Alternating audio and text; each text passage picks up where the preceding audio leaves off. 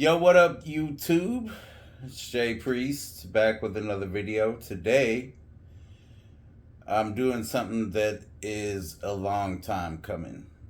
I mean, I don't have a lot of subscribers, not a lot of you know me, but that being said, I went through some things in 2017.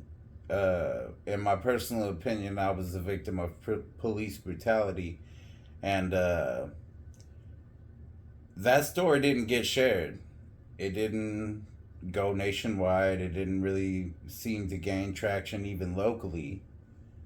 And, um, due to things like qualified immunity, my suits against the city, the police department, the police officers involved, all of that didn't really matter at the end of the day. And I also want to make it clear that I'm not trying to paint the police in a bad light, not at all. I'm just looking at my situation, and this is a shorter version of that. The full dash cam footage is available on my YouTube if you want to check it out. But today, what I'm going to be reacting to is basically the main part of the experience. And even though I don't remember that, all the repercussions that happen afterwards, and so on and so forth. So we'll be taking a look at that. And I think we should probably just dive right in. All right. Now, there's two things I need to address before we really get into this. And that is number one, even though the dash cam footage itself is pretty grainy, it might be kind of disturbing and graphic. So that's the first thing we need to know. The second thing is I know that there's no audio. The way that I obtain this dash cam footage and the process of extracting it basically removed what little audio there already was, because it was a dash cam audio and not any kind of body cam footage or anything like that. So, I mean, that's how we're rolling. We're just going to go through it.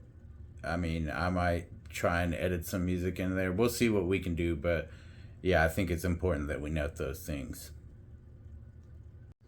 All right, so I think the best approach to this would just be to go ahead and look at the video from beginning to end, no interruptions, no commentary, just look at it from the dash cam footage itself, and then we can break it down further. So I'm going to go ahead and start this video up. I'll be watching it from my TV, and yeah, I'll just go through the video. That'll also be posted. You'll be able to follow along with me. So let's go ahead and start that up.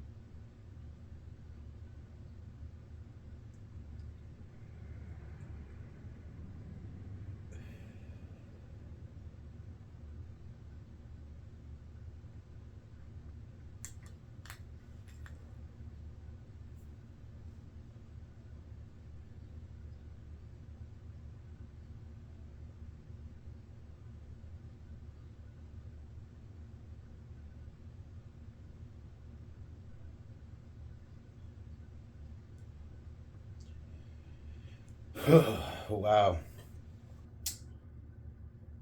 That's crazy. That's crazy to watch through again. Every time I watch it, it's kind of surreal because I don't remember. I mean, I was in a low blood sugar coma. And to be fair, the police didn't know that.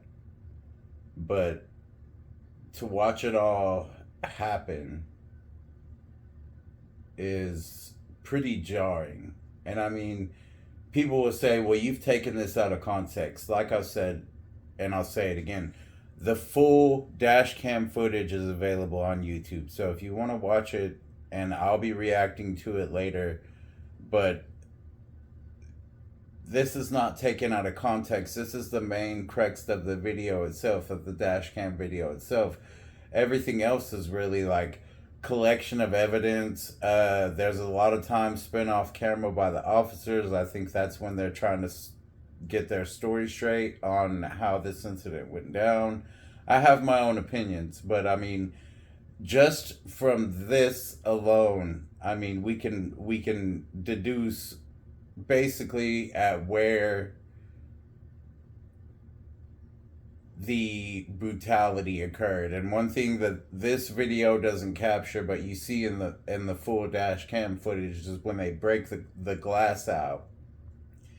And so when I roll out of the car, I'm immediately forced face down into the ground by a cop who probably weighs, with gear on, 230 pounds or 330 pounds, somewhere around in there. So I mean, that's just one cop. We're talking about two officers.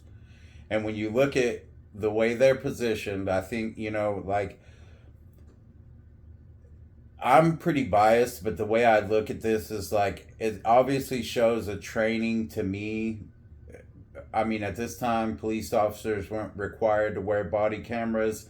And I feel like there was, like, not necessarily a training to uh, block the dash cam, but I feel like these officers in particular, who I'm not going to name, um, where if you take the totalitarian, if you, like I said, watch the full dash cam if you want.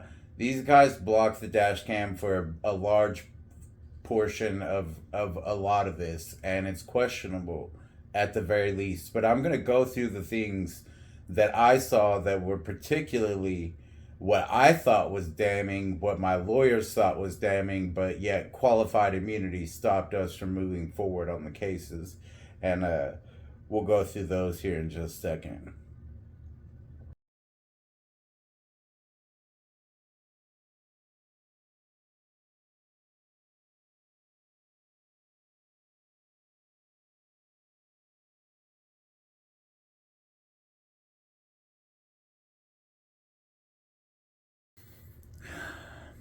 All right. So I want to start out with just the way they removed me from the vehicle. Like, as I stated, the full dash cam footage is available on YouTube. There will be a link in the description for that. But they break the glass prior to getting me out of the vehicle. And ironically, the window that they broke out, the lock on the door didn't work. So they could have just opened it. But at the time, my vehicle was obstructing the roadway. I was driving a standard Passat. At the time, my blood sugar was so low that it was probably impossible for me to even operate the vehicle.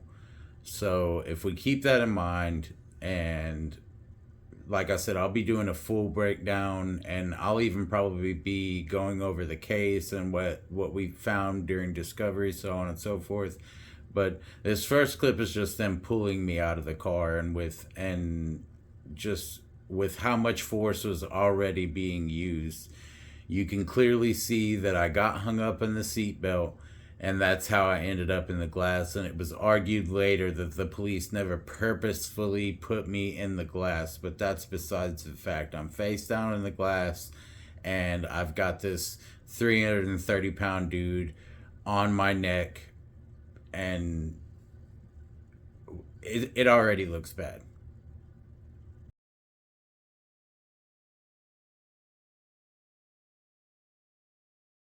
All right, so about 40 seconds into the video, you've seen the way I've been pulled out of the car, and it's important to note that by 40 seconds in, one of the police officers has already removed his cuffs and cuffed one of my hands.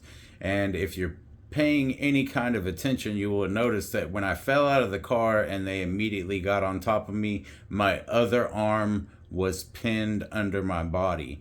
And not only my little 155-pound body, the combined weight of probably, I don't know, 600 to 700 pounds all added up. So that's a big thing to look at going forward.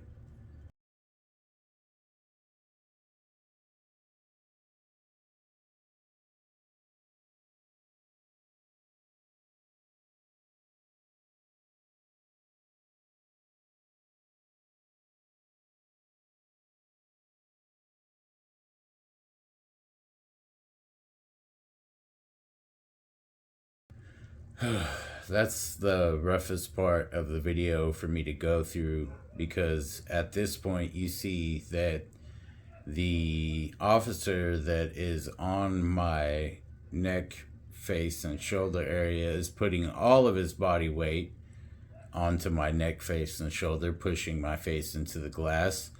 And then you also see him delivering body strikes in order to get me to submit my other arm, which ironically, they never attempted to roll me forward in order to get that arm. They just immediately delivered strikes. They had already assessed that I was drunk, but they were under the wrong assessment because, come to find out, my blood sugar was in the single digits, making me near death already, on top of getting this beat down. But I mean, there's still another disturbing thing to watch.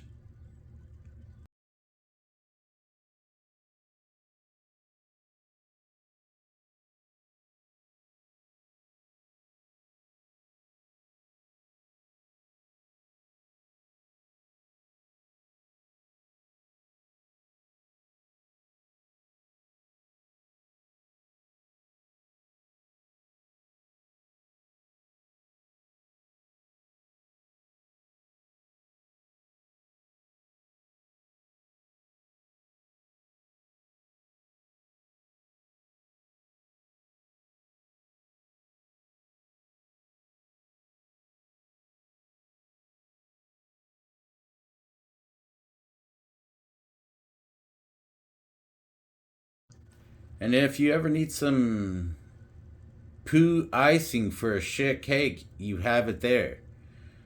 These guys try to sit me up, and, I'm in a single digit low blood sugar coma, can't even really stand to hold my own weight. So I end up falling back over on the ground.